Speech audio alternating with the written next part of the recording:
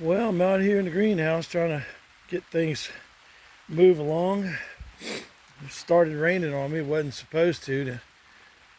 Not supposed to start raining until tonight, but I guess the clouds didn't get the memo. So I'm out here trying to get things going. I've been raking this mulch down to the bare dirt and hauling that out because I just put it down temporary so I could walk in here on top of this red clay. I knew when I found this mulch at my son-in-law's place, it would have had lots of sand and dirt and stuff mixed in it. I figured if I went ahead and laid it down inside the perimeter of the frame before I got the plastic on it, the rain would rinse all the dirt off the mulch and get it all cleaned up.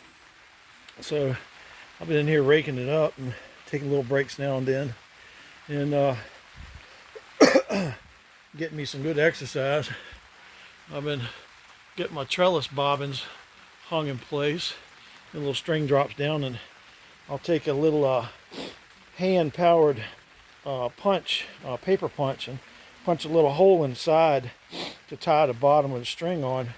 Then the plant can climb on up and keep itself headed up for sunlight.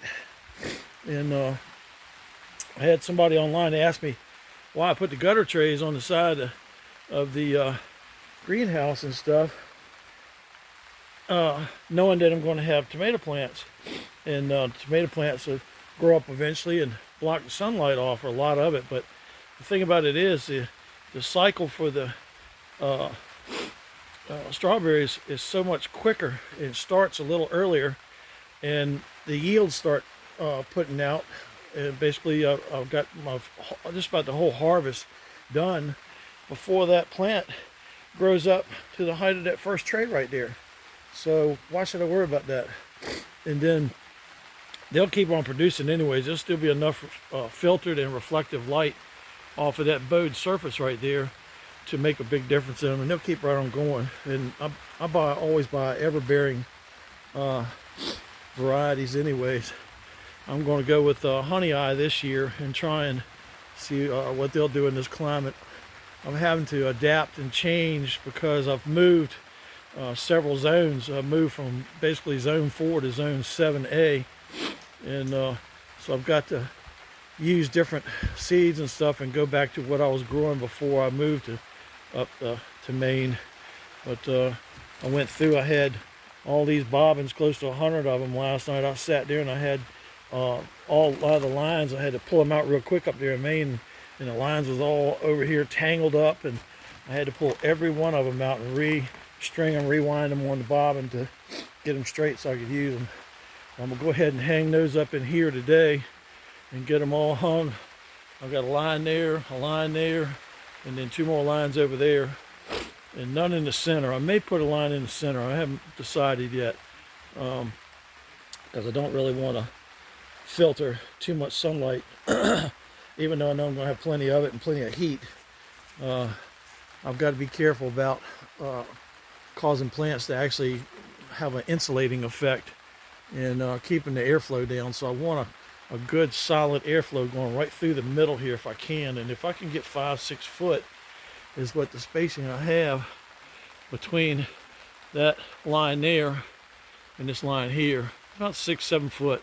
That should create a good airflow, so I don't have to worry about the thing sweating to death and beating herself to death from the heat. But I'm still just moving forward and trying to get a little exercise and keep busy, because if I don't work, I don't sleep good. Jake, come on back in here, buddy. I've got my little buddy there. He tries to be a tough guy. He ran over there and tried to pick a fight with a German Shepherd yesterday next door. The German Shepherd was trying to come over in the yard, and he ran over there and he growled and barked at the German Shepherd, and that thing screamed and went back, running back across the fence there to the other side, back on his yard. I couldn't believe that. That little tiny 22-pound dog scared about a 70-pound year-old German Shepherd. But maybe that'll set the tone for that dog to learn to stay in his yard and stay in his lane. And my little bodyguard is my little hero for the week. I've been giving him praise for that. He's over there now looking at the door watching, because they're getting ready to go to church. He's keeping an eye on everything. Come on back in here, buddy. You don't have to worry about them. They're going to leave. They're leaving in a little bit. You say hello to everybody? Say hello? You tell me it's your papa's best friend? Yeah. I know, he's awesome. He thinks he's 500 pounds and the baddest thing on the face of the earth. Bless his heart. I wish I could feel that way. But I'll get back to work here. Stop running my mouth. Hope y'all have a good Sunday. Get you some rest and relax. I kind of rested a little bit yesterday, not much, but I got to go to the doctor in the morning and do one of those cardio tests, I guess, where you got to run on the treadmill and walk on or whatever, and then they check your heart and all that happy stuff. So I got to do that and make sure my ticker keeps going. I'll let you know what the results of that is. It'll probably be a week or more before they call me back and tell me what that's all about. But I just want to check in with y'all and hope y'all have a good weekend, what's left of it, and have a good week coming up. Talk to you later. Bye.